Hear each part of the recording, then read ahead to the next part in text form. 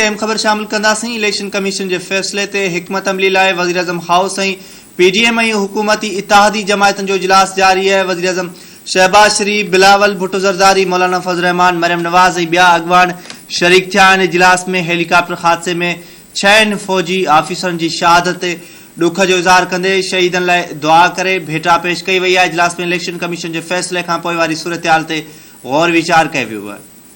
यह अहम खबर है। अवां सां शेयर कयूं पिया। इलेक्शन कमीशन के फैसले ते हिकमत अमली लाइ वज़ीर आज़म हाउस में पीडीएम ऐं हुकूमती इत्तेहादी जमायतन जो इजलास जारी है।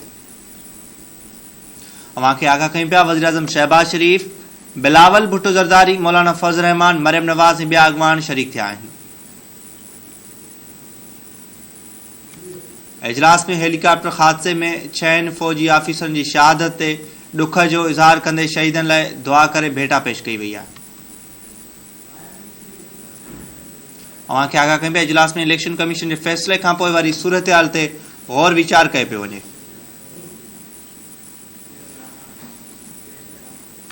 इलेक्शन कमीशन के फैसले ते हिकमत अमली लाइ वज़ीर आज़म हाउस में पीडीएम ऐं हुकूमती इत्तेहादी जमायतन जो इजलास जारी है।